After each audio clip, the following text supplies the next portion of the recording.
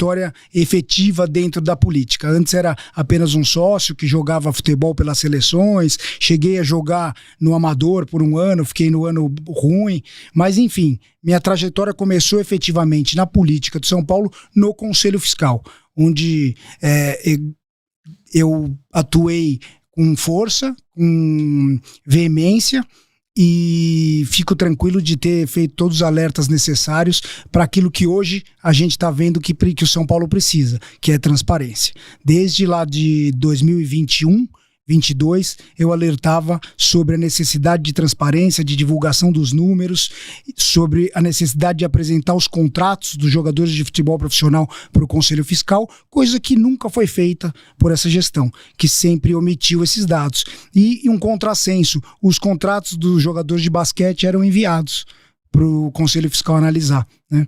Quando eles mandavam o de basquete, qual que era o argumento? Não tinha sigilo? Para o Conselho Fiscal não pode ter sigilo, né? Nos termos da lei do Profut, o Conselho Fiscal tem que ser autônomo e ter uma atuação independente, aberta. Não pode ser cerceado, sob pena até de perder os direitos de parcelamento, enfim, todas as questões que a lei dispõe. Então, nessa gestão atual, nenhum contrato passou pelo Conselho Fiscal para algum tipo de auditoria, verificação, é isso? No primeiro ano da gestão do atual presidente, nenhum contrato de jogador de futebol foi submetido ao Conselho Fiscal, apesar das reiteradas solicitações, através de ofícios, através de e-mail ou verbalmente. E isso, assim, pra você, né, como um cara que, enfim, tem uma posição de oposição internamente no clube, te gerava qual, assim, sentimento, Caio? Você, estando nesse Conselho Fiscal, que tem como, né, uma visão mais simples, assim, fiscalizar, de fato, as ações do clube, era algo que te deixava com qual pensamento em relação às ações da atual gestão? É extremamente frustrante, Gabriel, a gente trabalhar, você dedica horas do seu dia para analisar documentos do seu clube e ter uma negativa sem justificativa, né? Apesar disso, eu não esmoreci, continuei trabalhando firme e forte, fui retalhado na ocasião que eu apresentei o primeiro voto, que eu pedi a gestão temerária da gestão, porque estourou mais de 20% do orçamento. Eu dei entrevista para um blog que eu não sabia, é odiado pela atual gestão. E, aliás, todos os canais alternativos são muito acompanhados pela gestão.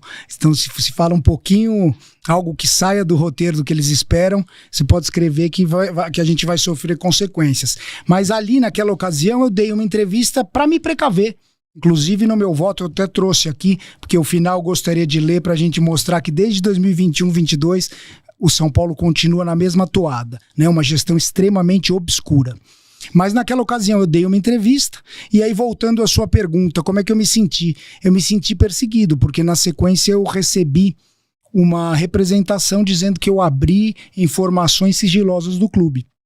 E, na verdade, eu não falei nada demais. Eu me lembro que na entrevista eu citei que o atual presidente do São Paulo começou muito bem a gestão, com uma austeridade, tentando economizar, mas bastou um jogo bom do Rojas, vocês lembram do Rojas, que estava com o contrato para vencer, ele foi lá e renovou o contrato. Uma ação que já demonstrava que era populista e que assim seguiu até hoje, né? Com tantas e tantas contratações que são altamente questionáveis, seja do ponto de vista técnico ou até mesmo do torcedor. E só um parêntese, Caio, a gente vai entrar em outros temas também, mas assim, queria que você explicasse para o nosso público, nosso torcedor, que tem uma visão talvez mais simples do que é hoje a política do clube, qual que é a função de um membro do Conselho Fiscal. Acho que é bom a gente deixar isso explicado para a galera que está acompanhando. Vamos diferenciar Conselho Fiscal de Conselho Deliberativo. O Conselho Fiscal, ele é composto por membros técnicos que precisam ter formação jurídica, contábil, e engenharia e administração, né? Acho que são esses os cursos, se não me foge a memória. E uma das principais funções é analisar os números do clube. Então, o balanço do clube. Quando a proposta orçamentária passa pelo Conselho Deliberativo e a execução efetiva. daquele orçamento. E no dia a dia o conselheiro tem uma série de competências no estatuto, eu não me lembro todas de cabeça, mas a mais importante é a análise do balanço, para verificar se o orçamento que foi estabelecido foi cumprido, né? Em linhas gerais, eu reputo essa uma das competências mais importantes. Além disso, pedir os contratos, verificar a quem está sendo pago comissões. Por exemplo, quando eu assumi a gestão, o antigo presidente nos chamou na passagem de cargo e nos informou, cada conselheiro fiscal tem uma credencial para no dia dos jogos você circular o estádio com livre acesso para verificar se aquele contrato de vigilância está sendo cumprido, se o contrato de fornecimento de determinado material de ambulante está sendo cumprido. Enfim, vai desde as pequenas coisas até o futebol profissional. Obviamente, aquele que entra vai nos grandes números, né? Vai tentar fiscalizar o que é mais importante para um clube de futebol como o São Paulo. Então a gente fazia solicitações desde jogador de futebol profissional até eventuais concessões de camarote para verificar se há lisura no processo, se há impessoalidade, se há legalidade, enfim. E publicidade, que é o que falta nessa gestão. A gestão de São Paulo, infelizmente, peca pela publicidade e transparência, que ora, aos 45 do segundo tempo, a gente espera ter um pouquinho. E a sua atuação nesses 3 anos também, para fechar a minha parte das perguntas mais breves, para que o tutor possa entender também. A sua atuação nesses 3 anos, você falou da questão do orçamento votado anteriormente e também fiscalizado pelo Conselho. Caso você não concorde, você como membro, né, do Conselho Fiscal, você não concorde, o quanto que a sua opinião tem um peso para execução daquilo, e entre 20 e 23, você concordou com o que foi apresentado como plano para o São Paulo? No primeiro ano da gestão, vamos lá, antes de responder minha posição, são 5 membros do Conselho Fiscal. Quando eu me elegi, 4 eram da situação e eu da oposição. Tá? Eu fui o mais votado, eles elegeram, dentre eles, o Jonathan, que é um ótimo conselheiro. Hoje é meu colega no Conselho Deliberativo, como presidente. Tivemos vários embates no começo da gestão. Hoje posso reputá-lo como um grande amigo que eu conquistei dentro do clube, apesar de estarmos em lados distintos. Junto conosco tinha o Moacir também, o Fábio e o Natan, que é contador. Então nós tínhamos um grupo bastante heterogêneo, um é contador, 3 eram advogados, outro administrador, e a gente trabalhava tentando obter as informações, mas como eles tinham uma ligação com a situação, não eram tão enfáticos como eu, né? E no primeiro trabalho que a gente teve que fazer, que foi justamente o voto no exercício de 2022 sobre as contas de 21, a gente fez uma reunião online e eu quase consegui persuadi-los a votar contra, porque eu mostrei para eles que nos termos da lei do Profut, aquilo estava errado, seja sob o enfoque da lei do Profut, seja sob a égide do Estatuto de São Paulo, que também só permite o estouro de 5%. Mas a pressão é grande ali, né? A pressão é grande, em que pese eles sejam profissionais altamente competentes, eles acabaram se curvando e votaram favorável. Eu votei contra no primeiro ano da gestão. No segundo ano da gestão, se eu não me engano, foi quando a gente teve a venda o Anthony, não. Que o São Paulo conseguiu atingir as metas por conta da cláusula, o superávit foi por conta foi do Anthony e do Casemiro. Também, esse ano eu votei favorável. Por quê? Embora a gestão tenha atuado de forma deliberada, gastando mais do que arrecadou, por força do acaso, né, sem qualquer atuação da gestão, a gente conseguiu fechar no azul. Né? Então, o retrato naquele momento era passível de ser aprovado. Então, aprovei. Por isso que eu digo, o Caio Forjaz, assim como tantos outros que estão ao meu lado, não é um conselheiro, não são conselheiros de oposição. Nós somos conselheiros do São Paulo Futebol Clube, representamos 20 milhões de torcedores. Então, nesses anos que eu estou no deliberativo, talvez eu tenha votado em contratos mais a favor do que contra, né? Mas isso não significa que eu sou favorável aos desmandos que ocorrem na gestão. Existem matérias que são necessárias, que precisam ser aprovadas, assim como outras que a gente refuta veementemente de plano. E vamos lutar contra. Uma delas é o fundo de Cotia, que a gente sabe que nós vamos falar um pouquinho mais adiante. Isso, e até antes de entrar nessa questão do FIP, né, do fundo de Cotia, o Caio, uma coisa que me pegou bastante aí foi logo na primeira questão falada, esse item da confidencialidade, de não ter sido apresentado nenhum tipo de contrato no primeiro ano, né, da gestão atual dos jogadores. O estatuto não tem alguma coisa que proteja ou que obrigue isso a ser apresentado, porque eu entendo que negociações vão ter que ter termos de confidencialidade para o público externo, para não atrapalhar ou para não se divulgar algo interno. Mas dentro do clube, o Conselho Fiscal, ele precisa aprovar isso. Como que passa? Como que é aprovado um orçamento, então, por uma votação que tudo bem, você tem 4 de situação, 1 de oposição e tal.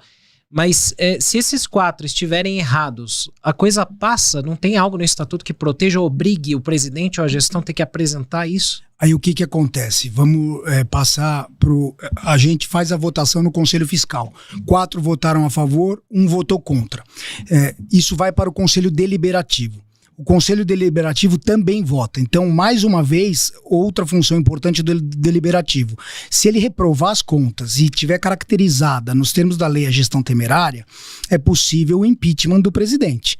Lá em 2022, isso já era possível. Só que, como o colegiado decide interna corporis, se isso levado ao judiciário, ele vai dizer que é uma questão de autonomia dos conselheiros. E os conselheiros não respondem por isso, né? Infelizmente. Então, quando a torcida, quando a massa são paulina ofende os conselheiros, ela erra num dado quando ela diz que o conselho inteiro não presta, né? Existem pessoas altamente qualificadas, tanto na situação como na oposição, que querem o bem do São Paulo. Mas o Conselho peca em situações altamente relevantes, como aprovar um orçamento estourado. Eu pergunto para vocês, em que empresa no mundo o aumento de 500 milhões de reais em dívida mantém empregado um superintendente, o assessor da presidência, o coordenador de futebol, o assessor jurídico? Não tem uma empresa no mundo que mantenha pessoas que são assalariadas, que recebem bem no cargo. É impossível, não dá para entender isso. Mas o São Paulo, como bem diz o Marco Aurélio Cunha, está sequestrado.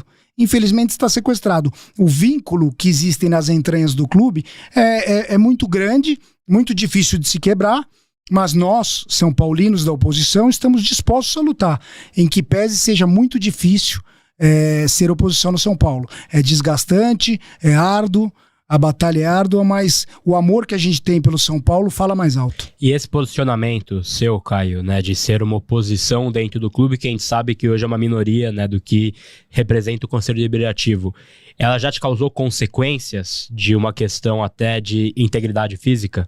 Já tive problemas dentro do clube, já sofri ameaças, mas consegui contornar muito bem. A gente, com o tempo, a experiência de vida vai nos deixando mais maduro. Se fosse outrora, quando eu era mais menino, eu era mais estourado. Mas hoje em dia eu passo por provocações e tento passar adiante, porque eu sei que o bem maior é o São Paulo e que, se conseguirem nos tirar do eixo, quem vai ser prejudicado vai ser o São Paulo, que vai perder uma pessoa que tem uma fala na oposição, junto com tantos outros, como o Fernando Casal de Rey, como o Flávio Marques, o Fábio Machado, o Alexandre Médicis, José Alexandre Médicis, o Miguel, que é um lutador, o Miguel é um cara incansável da oposição, né? O nosso amigo Arthur, o próprio Roberto Natel. Tem tantos nomes pra gente citar, que seria até injusto se ficar citando dentre os poucos nomes que a gente tem, são 40, 50 que votam adequadamente, mas a gente está num trabalho firme, forte, e acreditamos que, infelizmente, o momento ruim do clube seja propício para a gente trazer à baila a discussão sobre a sucessão. A gente não quer tirar o presidente do cargo imediatamente, mas ele não está se fazendo representar, seja perante a torcida São Paulina ou até mesmo a Federação Paulista, a CBF, evita conflitos, né? A gente sabe que numa atuação como dessa do juiz, um dirigente de um dos maiores clubes do mundo, o São Paulo continua sendo um dos maiores clubes do mundo, em que pese a gestão atual seja pior do que a anterior, né?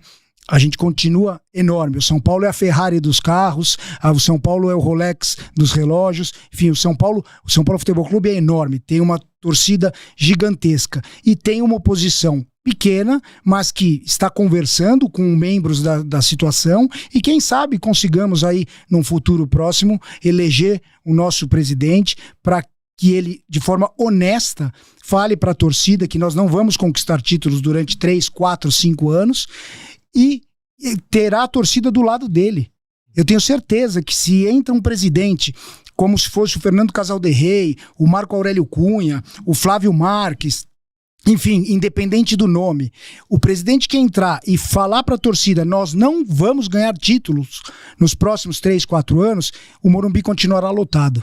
Porque a torcida do São Paulo hoje é fanática. Vocês são mais novos que eu. Eu fui mal acostumado. Eu vi a década de 80 campeão seguida às vezes, né? O torcedor do Palmeiras hoje é o torcedor do São Paulo na época que eu era criança. Tá mal acostumado. Eles reclamam do Abel por qualquer coisa. A torcida do São Paulo não. A torcida do São Paulo tem casca, né? E esse discurso da atual diretoria, torcida que conduz, nós resgatamos a alegria do São Paulino, não é. A torcida do São Paulo é fanática por si só, pela grandeza do clube, né? Pelas conquistas que a gente tem. Eu nunca